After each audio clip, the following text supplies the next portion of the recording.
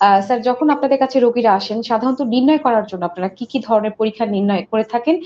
ঘাড় ব্যথার ক্ষেত্রে যদি একটু জিজ্ঞেস করি আপনার কাছে।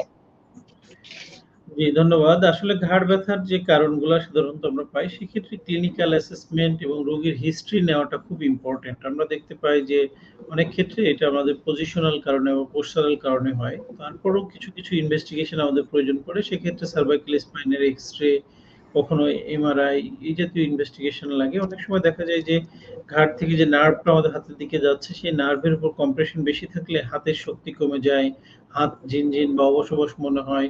সেক্ষেত্রে অনেক সময় এনসিবি বা নার্ভ কন্ডাকশন ভেলোসিটি নামে এক ধরনের টেস্ট প্রয়োজন পড়ে। সাধারণত এই জাতীয় টেস্টগুলোই আমাদের ঘাড়ের রোগীদের ক্ষেত্রে প্রয়োজন হয়। স্যার যেমনটি আপনি বলছিলেন যে পশ্চারের একটি ভূমিকা রয়েছে ঘাড় ব্যথার ক্ষেত্রে।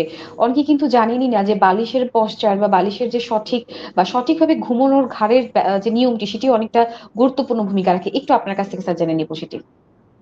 জি, নিশ্চয়ই। আসলে আমাদের সাধারণ মানুষ ছোটবেলা থেকেই আমরা যেভাবে অভ্যস্ত, বালিশটা সাধারণত মাথার নিচে আমরা দিয়ে থাকি।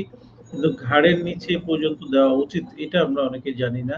আপনি সঠিক বলেছেন। এই ক্ষেত্রে আমরা বলি যে একটা মিডিয়াম সাইজের বালিশ আমাদের ঘাড়ে যেহেতু একটা কার্ভ থাকে, একটা বাঁকা থাকে সি শেপের, এই কার্ভটা যেন সাপোর্টেড অবস্থায় থাকে। এই কার্ভাচার গুলো আসলে খুবই জরুরি। কারণ সৃষ্টিকর্তা আমাদেরকে অনেক সুন্দর করে তৈরি করেছেন। এই কার্ভ গুলা না থাকলে আমাদের স্বাভাবিক মুভমেন্ট গুলো আমরা করতে পারি না। যেমন উপরে, নিচে বা ডানে, বামে প্রত্যেকটা ক্ষেত্রেই এই কার্ভাচার গুলো আমাদেরকে সহযোগিতা করে। যখন এই কার্ভাচার গুলো স্ট্রেইট হয়ে যায় তখন একটা স্ট্রাকচারাল চেঞ্জ হয় এবং আস্তে তার সারাউন্ডিং মাংসপেশি লিগামেন্ট গুলা শক্ত হয়ে যায় বা স্টিফ হয়ে যায় তখন পেইন গুলা শুরু হয়। এজন্য নিয়ম হলো একটা মিডিয়াম সাইজ বা মধ্যম সাইজের একটা বালিশ যেন অর্ধেকটুকু মাথার নিচে দিব এবং অর্ধেকটুকু ঘাড়ের নিচে। যাতে আমাদের এই ঘাড় এবং ঘাড়ের অংশে যে কার্ভাচারটা থাকে সেটা স্ট্রেইট না হয়।